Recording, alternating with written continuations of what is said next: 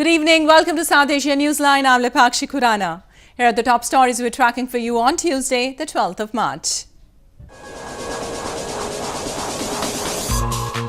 India says Kashmir suicide bomb attack conspirator among 18 terrorists killed in 3 weeks.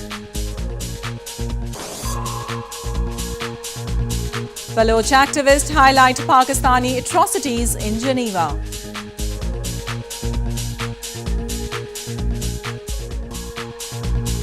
An Afghan government announces new date for traditional assembly Loya Jirga.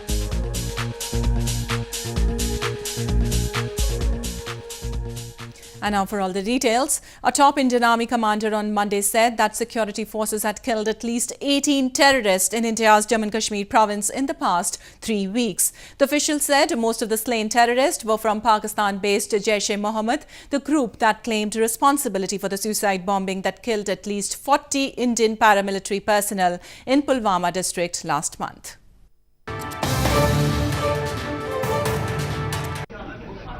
A top Indian Army commander in India's northern Jammu and Kashmir province said on Monday that security forces had killed at least 18 terrorists in the region in the past 3 weeks.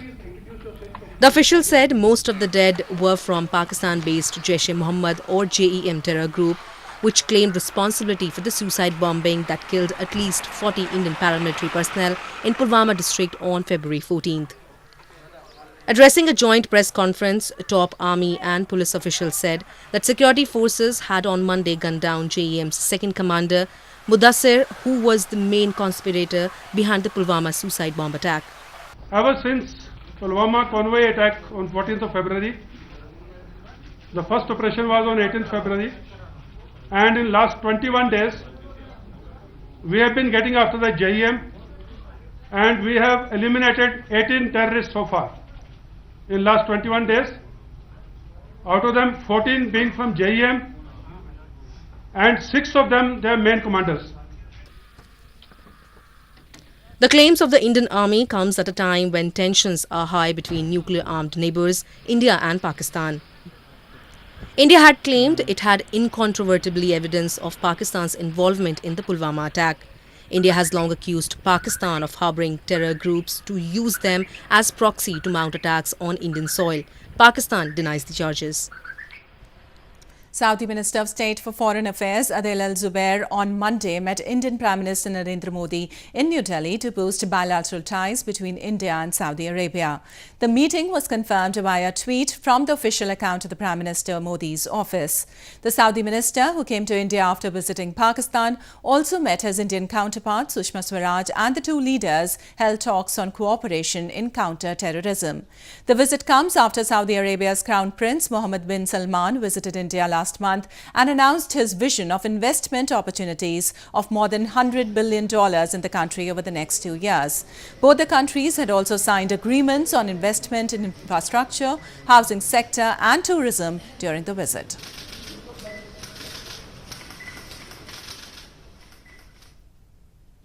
Moving on, a research analyst with a Europe-based think tank, Ioana Barakova, on Monday told the United Nations Human Rights Council that Pakistan is willing to bring the world to the brink of war in order to defend its terrorists. She said that while Pakistan continues to export terrorism, it also remains a member state of the UN Council, a matter that needs contemplation. Ioana Barakova, a researcher at the European Foundation for South Asian Studies or EFSAS, has told the United Nations Human Rights Council or UNHRC that Pakistan is willing to bring the world to the brink of war in order to defend its terrorists. While speaking during the ongoing 40th session of the UNHRC in Geneva, Barakova referred the last month's suicide bombing claimed by Pakistan-based Jaish-e-Mohammed terror group, which killed at least 40 Indian security personnel in India's Jammu and Kashmir.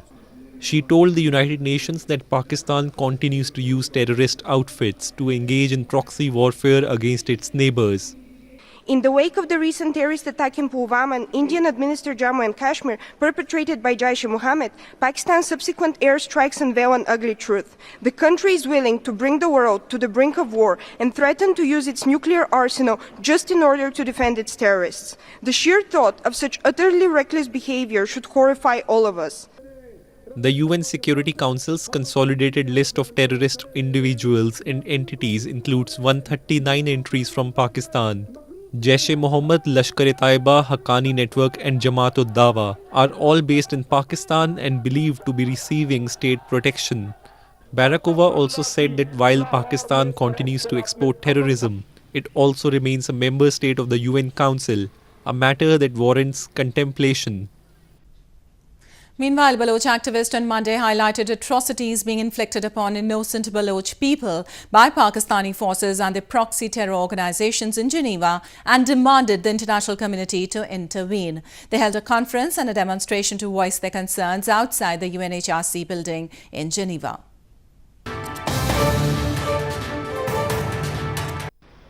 Baloch activists on Monday highlighted the issue of gross human rights violations in Balochistan by Pakistani army and their proxy terror organizations. A conference titled Balochistan of Pakistan, the Human Cost was organized by Baloch Human Rights Council UK in a tent at Broken Chair in front of the UNHRC building in Geneva. They demanded the immediate release of hundreds of Baloch activists and intellectuals who they blamed have been kidnapped and are being tortured by the Pakistani army and intelligence agencies. These terror outfits are involved, along with Pakistani security forces, along with Pakistan's military, in abduction, kidnapping of political activists. They are involved in the torture and the killing and the targeted killing and dumping of Baloch activists. So this is what's been happening in Balochistan for the last 15 years. More than 20,000 people have disappeared. UN shall investigate whatever is going on and who is disappeared. The first thing is Pakistan shall sign and ratify the Convention on Enforced Disappearance, and then Pakistan shall be forced or asked to be practically committed and transparent. A protest was also held on Monday outside the UNHRC building in Geneva to raise the issue and aware the international community about the plight of the Baloch people. Baloch activists have long blamed that Pakistani forces use extrajudicial killings and enforced disappearances as means to muzzle dissenting voices in Balochistan. They have been protesting worldwide to seek help from the international community and human rights organizations. In news from Afghanistan, Afghan government on Monday announced April 29th as the new date for holding the traditional assembly Loya Jirga. Afghan President Ashraf Ghani in a decree has assigned a commission led by Umair Dodzai, the head of the High Peace Council Secretariat, to convene the consultative Grand Council meet on peace. Afghan President Ashraf Ghani, in a decree on Monday, assigned a commission led by Umair Dodzai, the head of the High Peace Council Secretariat, to convene the consultative Loya Jirga on peace on April 29th. The Jirga, which is a traditional assembly of Afghan delegates from all layers of the society, was initially scheduled for March 17th. Meanwhile, Chief Executive Abdullah on Monday said the Afghan people have serious concerns over the nature of peace talks between the US and the Taliban in Doha because of not having information about the nature of these talks. آقای عمر داودزای باعث رئیس کمیسیون برگزاری لوی جرگه مشورتی صلح گماشتن و به کمیسیون وظیفه سپردن که به تاریخ 9 سور سال 1398 لوی جرگه مشورتی صلح را برگزار نماید. Afghan government finalized the date for the peace jirga at the time when the Taliban had constantly refused to engage into direct talks with it and has branded it as a puppet government. However, the talks between the group and the US in Doha entered their 15th day on Monday, but the details of the negotiations have not been made public so far. More news from Afghanistan. Afghanistan has rejected the report that has claimed Taliban's founding leader Mullah Omar lived near a US base in the country. The report, which quotes a book by Dutch journalist Bertel Dam, says that Mullah Omar lived within walking distance of a US base in Zabul province for years.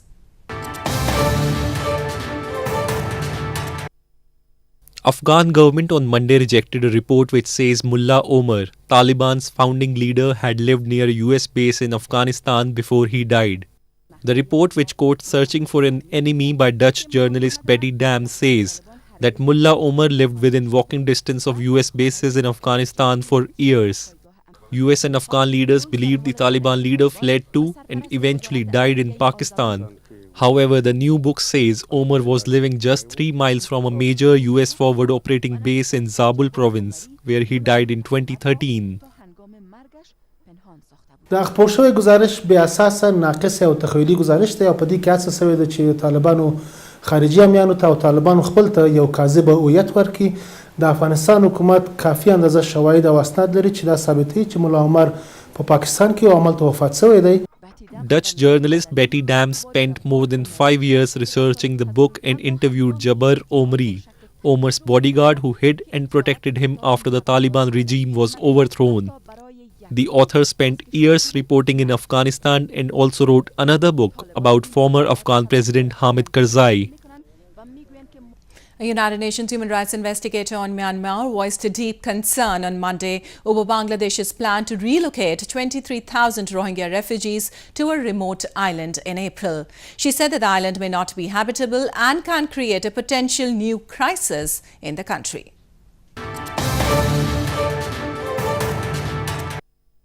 United Nations human rights investigator on Myanmar, Yangi Lee, on Monday voiced concern over Bangladesh's plan to reallocate 23,000 Rohingya refugees in April to a remote island called Bhasanchar. She told the United Nations Human Rights Council that ill-planned relocation and relocations without the consent of the refugees concerned have the potential to create new crisis in the country. Lee, who is banned by a Myanmar government from visiting, also told the Geneva Forum that up to 10,000 civilians are reported to have fled their homes in Myanmar's Rakhine province since November due to violence and lack of humanitarian aid. I am troubled to hear reports from Bangladesh government officials that in April they plan to relocate 23,000 Rohingya refugees from the camps in Cox's Bazar to Bhasanchar, a recently emerged island in the Bay of Bengal. Meanwhile, Bangladesh says moving refugees to Bhasanchar, which means floating island, will ease chronic overcrowding in its camps at Cox's Bazar, which holds some 730,000 Rohingyas. More than 700,000 Rohingyas fled a sweeping army crackdown in Myanmar's Rakhine province last year, launched in response to Rohingyas' insurgent attacks on the security forces.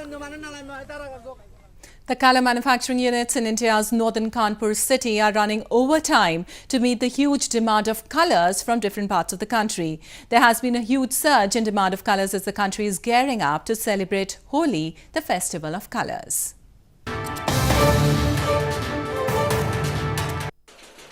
With Hindu festival of colours Holi round the corner, the colourful manufacturing units in Kanpur city in India's northern Uttar Pradesh province are working overtime to meet the huge demand of colours from across the country. Workers at the colour manufacturing units are being seen mixing pigment and water and then drying the powder under the sun in open grounds. After the colours are dried, perfumes and scents are added to give them an attractive fragrance. Holi, which is celebrated with the onset of spring season, brings together people from all classes and age groups as they play with colours, distribute sweets and dance together. मतलब इसमें कई colour हैं जैसे मतलब लाल है, पीला है, हरा है, गुलाबी है, बैंगनी है, कपासी है, सूगापंखी है, फिरोजी है, इसी तरह हम कलर बनाते हैं.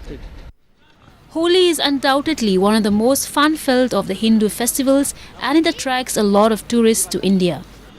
During the celebrations, merrymakers throng the streets, parks and public places, daubing each other in diverse colours, looking funny and joyous. Well, that's the way it was in South Asia this evening. Before we conclude, the top stories once again. India says Kashmir's suicide bomb attack conspirator among 18 terrorists killed in 3 weeks. Baloch activists highlight Pakistani atrocities in Geneva.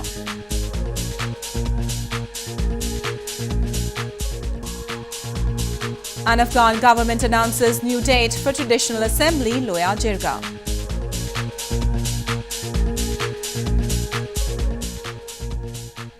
Now our viewers can watch the show on SouthAsiaNewsline.com. You can also visit us on Facebook.com/SAsia Newsline and follow us on Twitter @SAsia Newsline. That's all in tonight's edition. We'll see you same time tomorrow. Good night.